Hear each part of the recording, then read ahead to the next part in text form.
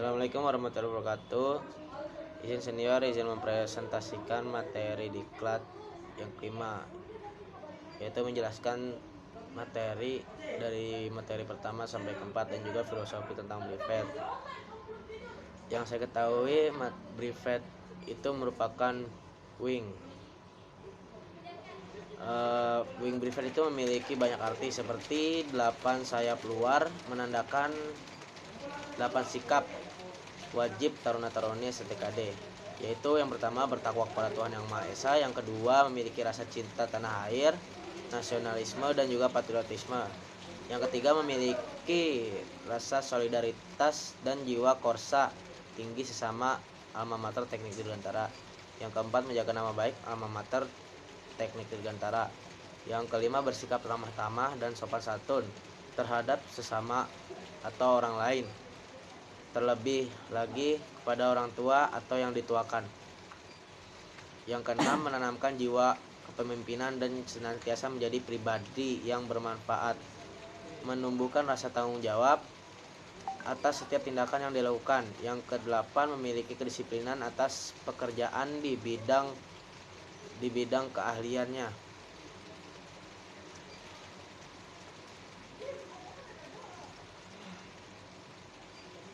Ada 7 sayap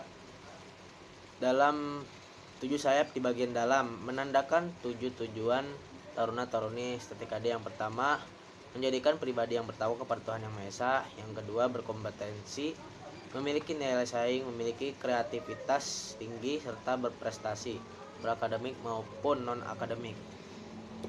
Yang ketiga, berintegritas dalam berorganisasi dan bermasyarakat, mempererat keagamaan, bernegara dalam kepentingan bangsa.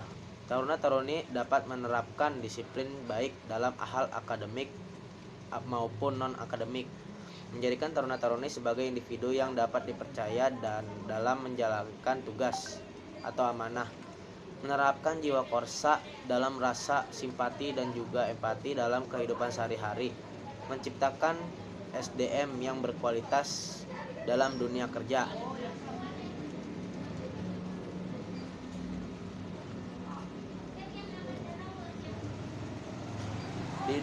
Di wing tersebut ada spinner yang di tengah-tengah yang berbentuk lingkaran yang membentuk berlawanan arah jarum jam.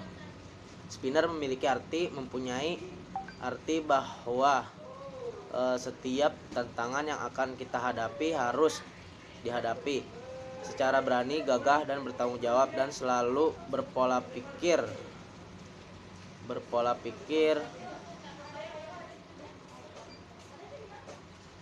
untuk memecahkan permasalahan yang ada, seperti halnya spinner yang selalu memecah aliran udara sebelum masuk ke inlet. Di situ ada turbofan. Turbofan mempunyai arti bahwa suatu kesuksesan membutuhkan sistem penggerak yang melalui berbagai proses untuk dapat memiliki dorongan sehingga terwujudnya setiap tujuan. Arti tulisan Teknik Dirgantara mempunyai arti menumbuhkan, mempersatukan dan tidak membedakan nama teknik termasuk dalam dunia penerbangan, dan juga setinggi apapun taruna-taruni Teknik Dirgantara melangkah untuk meraih masa depannya dapat menjunjung tinggi nama alma mater Teknik Dirgantara serta tetap peduli terhadap generasi penerusnya.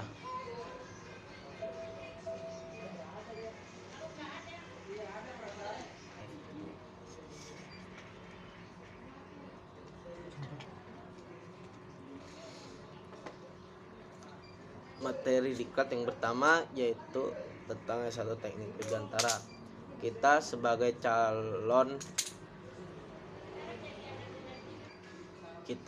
calon sarjana Teknik Dirgantara yang bergerak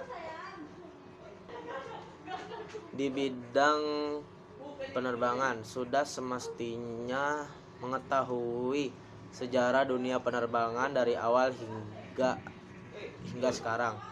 Tujuannya yaitu dapat mengetahui sejarah penerbangan dunia dan juga dapat mengetahui sejarah penerbangan Indonesia.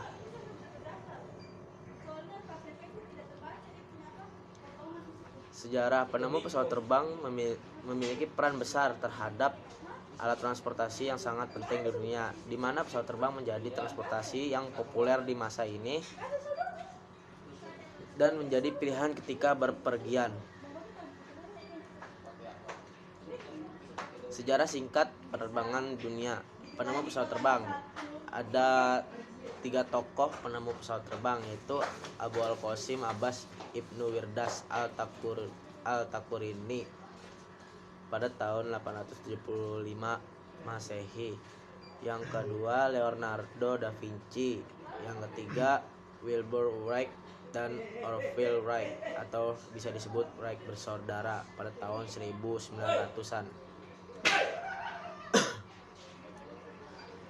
Wright bersaudara yang terdiri dari 2 orang kakak beradik, Orville Wright dan juga Wilbur Wright, yang berasal dari Amerika Serikat. Secara umum atas desain perancang pesawat terbang yang efektif pertama dan membuat penerbangan terkendali pertama menggunakan pesawat terbang bermesin yang lebih berat dari udara. Wright bersaudara memulai eksperimen mereka pada tahun 1900 sampai 1903-an. Awal percobaannya Wright bersaudara menggunakan jenis pesawat layang atau bisa disebut glider. Wright bersaudara melakukan percobaan pertama kali menggunakan pesawat sederhana buatan mereka yang tak sesempurna sekarang. Namun percobaan terbangnya sukses sebanyak 4 kali. Bahan yang mereka gunakan untuk pesawat ini berasal dari pohon cemara dan mesin yang berkekuatan 12 tenaga kuda. Di tahun 1909-an, Louis Blenot menciptakan pesawat monowing pertama, dan di tahun 1910-an Hugo Junkers mendesain truss dan skin pesawat dan logam serta monowing yang diberi nama J-1. Sejarah singkat penerbangan Indonesia. Pada tahun 1960-an Indonesia membentuk Lembaga Persiapan Industri Penerbangan atau bisa disebut LAPIP sebagai lembaga yang mampu berbicara lebih dalam dunia kedirgantaraan. Pada perkembangan LAPIP diubah namanya menjadi Lembaga Industri Penerbangan Nurtanio atau bisa disebut LIPNUR untuk menghormati jasa-jasa Nurtanio Pringgodisurjo. Pada tahun 1976-an IPTN hadir dan mengambil alih semua fasilitas kedirgantaraan di Indonesia, termasuk LIPNUR. Pada saat itu, pada zaman pemerintahan Orde Baru, IPTN mendapatkan kucuran dana dan fasilitas yang besar dari pemerintah untuk mengembangkan dunia kedirgantaraan di Indonesia agar mampu berbicara lebih di tingkat dunia. Pesawat seperti N250 dan juga N-230 berhasil diciptakan.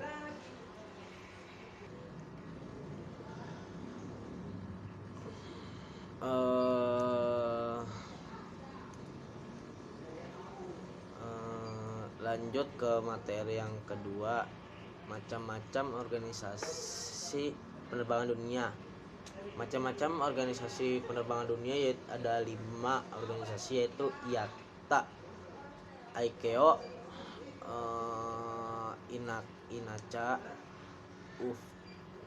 UFTAA atau bisa disebut UFTA dan juga ASITA.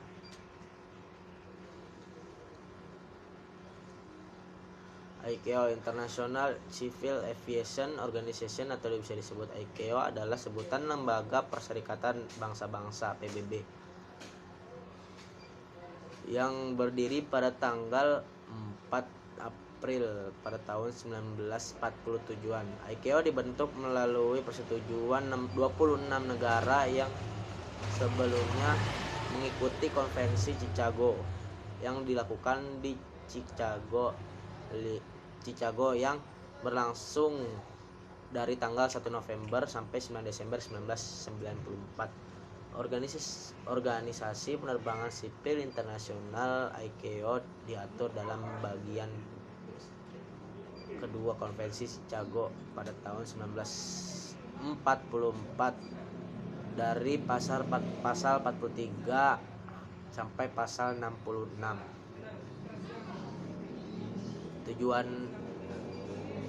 Tujuannya yaitu mengembangkan prinsip-prinsip dasar teknik navigasi penerbangan internasional untuk meningkatkan pertumbuhan transportasi udara internasional yang dapat menjamin keselamatan dan keterlibatan pertumbuhan penerbangan sipil internasional di seluruh dunia. Yang kedua, menggalakkan seni dan desain pesawat udara untuk maksud damai.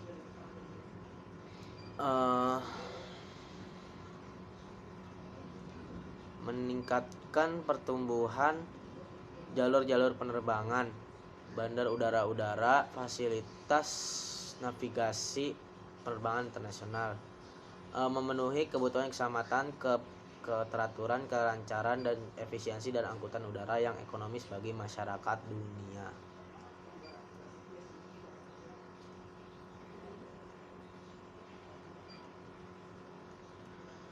INACA atau bisa disebut Indonesian Air Carriers Association atau Asosiasi Perusahaan Angkutan Udara Nasional Indonesia adalah sebuah organisasi atau wadah persatuan antara perusahaan-perusahaan angkutan udara dan kegiatan-kegiatan penerbangan nasional yang ada di Indonesia. INACA didirikan pada tanggal 15 Oktober tahun 1970-an. Tujuan INACA yaitu menyediakan kerangka kerja efektif untuk membicarakan langkah-langkah mengurangi dampak kerugian dari persaingan tidak sehat. Yang kedua, mencari pemecahan terhadap dampak negatif dari pembatasan peraturan pemerintah dan industri.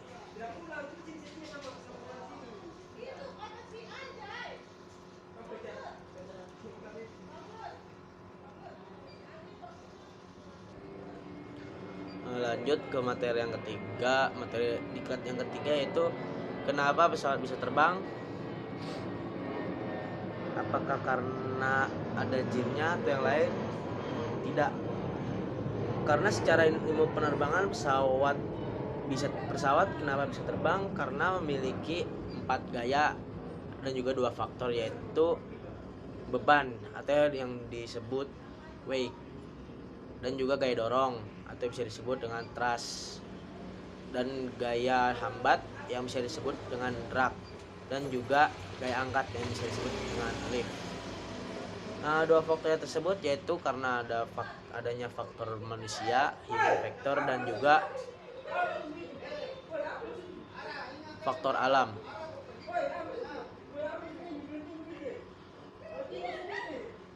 Ada 5 komponen penting dalam pesawat terbang, yaitu wing, fuselage, landing gear, flight control, engine, dan juga empennage. Wing itu adalah bagian pesawat yang berfungsi untuk menghasilkan gaya angkat pada pesawat atau lift. Wing pada pesawat terbang berbentuk airfoil atau tetesan air yang menganut hukum Bernoulli, di mana tekanan berbanding terbalik dengan kecepatan. bagian airfoil leading edge atau bisa disebut leading edge adalah bagian yang paling depan dari sebuah airfoil. Trailing edge adalah bagian yang paling belakang dari sebuah airfoil. Chamberlain adalah garis yang membagi antara sama besar antara permukaan atas dan juga permukaan bawah dari airfoil atau main chamberlain. Chord line adalah garis lurus yang menghubungkan leading edge dengan trailing edge. Chord C adalah jarak leading edge dengan trailing edge. Maksimum chamber adalah jarak maksimum antara main chamberlain dan juga chord line. Posisi maksimum chamber diukur dari leading edge dan dalam bentuk persentase chord. Yang terakhir maksimum thickness. Maksimum thickness adalah jarak maksimum antara permukaan atas dan juga permukaan bawah airfoil yang juga diukur tegak lurus terhadap chord line.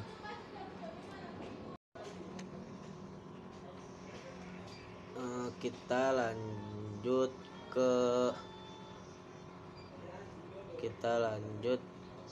ke fuselage. Fuselage adalah badan utama pesawat yang dimana awak pesawat dan juga passenger atau kargo ditempatkan. Bagian-bagian fuselage itu dimulai dari cockpit, passenger cabin, galley, lavatory, nose and tail section. Itu bagian-bagian dari fuselage.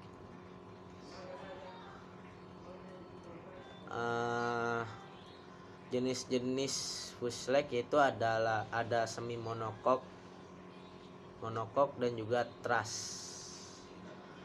Landing gear atau roda pesawat adalah penopang utama pada pesawat udara pada waktu parkir, taksi, lepas landas, atau pada waktu mendarat.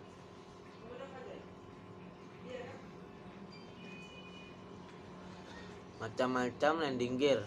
Landing gear mempunyai 3 macam, yaitu tail landing gear, nose landing gear, dan juga main landing gear.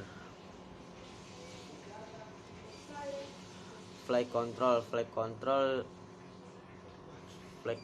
ada di beberapa bagian, yaitu bagian aileron, elevator, dan juga rudder. Bagian-bagian engine terdapat air intake, kompresor, combustion chamber, turbin, dan juga exhaust nozzle. Kompresor itu berfungsi untuk memampatkan udara agar udara menjadi bertekanan. Jenis-jenis kompresor yaitu ada aksial dan juga sentrifugal. Combustion chamber berfungsi untuk ruang pembakaran antara fuel, spark plug, dan juga udara, atau bisa disebut dengan segitiga api. Jenis-jenis combustion chamber ada 3. Can itu memiliki 6-8 ruang pembakaran. Ada annular dan juga can annular. Turbin itu berfungsi untuk merubah energi kinetik menjadi energi mekanik untuk memutar kompresor. Jenis-jenis turbin itu ada impulser, reaksan, dan juga impulser reaksan.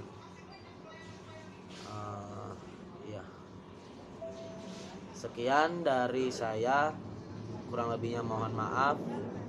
Wabillahi taufiq wal hidayah. Wassalamualaikum warahmatullahi wabarakatuh.